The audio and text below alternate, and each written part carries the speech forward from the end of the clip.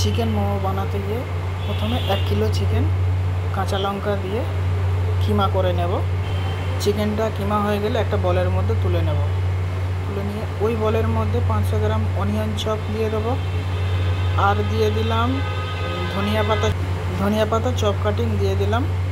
ওর সঙ্গে ginger chop দিয়ে দেবো রসুন চপ, আর দিয়ে দেবো এর মধ্যে লবণ দিয়ে দিলাম, ব্ল্যাক পেপার দিয়ে দিলাম, হোয়াইট পেপার দিয়ে দিলাম, সঙ্গে একটু বাটার দিয়ে দিলাম, সয়া সস দিয়ে দিলাম। দিয়ে ভালো করে মাখিয়ে নেব, পুরোটাকে সুন্দরভাবে মাখিয়ে নিতে হবে। মাখিয়ে নিয়ে ভালো করে রেখে দিলাম, ঢাকা দিয়ে সাইড করে রেখে দিলাম।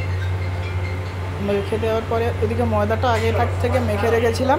সেই ময়দাটা দেখছি কতটা সুন্দর করে মেখে রাখতে হবে, শক্ত করে মেখে রাখতে হবে। তারপরে এরকম লম্বা করে নিয়ে আপনাকে ছোট ছোট লেচি কেটে নিতে হবে।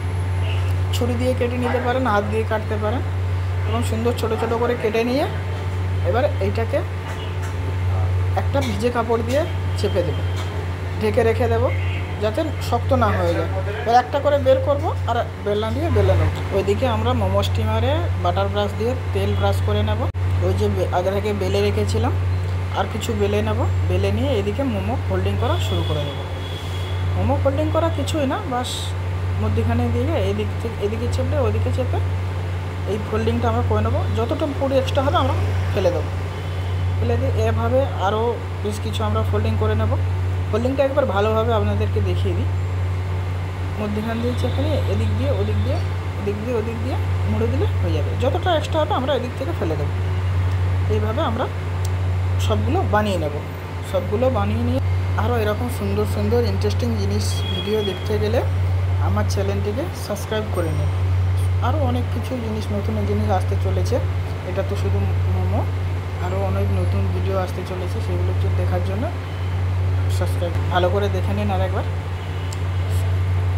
এই যে আগে দিয়ে বের করে দিলাম যতটা বেশি হলো। এভাবে আমরা সবগুলো বানিয়ে নিয়ে তারপরে স্টিম করব। ওদিকে আমি জল বসিয়ে দিয়েছি, জলটা ততক্ষণ ফুটছে, ততক্ষণে কিছুটা বানিয়ে নিচ্ছি। যখনই ওদিকে জল হিট হয়ে যাবে আমরা এদিক থেকে বানানো হয়ে গেলে গিয়ে স্টিমে বসিয়ে দেবো। এই যে সব সাজিয়ে নিয়েছি, এদিকে জল ফুটছে, দিয়ে দিলাম আরও একটা র্যাক দিয়ে দিলাম। দিয়ে সবগুলো একসঙ্গে ছেড়ে দেবো 10 মিনিটের জন্য। 10 মিনিট পরে সুন্দর গরম গরম মোমো রেডি হয়ে গেছে। দেখুন, একের উপরে আরেকটির উপরে যেগুলো চেপে আছে ওইগুলো আমরা একটু সাইড করে খেলিয়ে দেবো ঠান্ডা হওয়ার জন্য। তারপরে দেখুন একটাকে আমি ভেঙে দেখাচ্ছি কত নরম।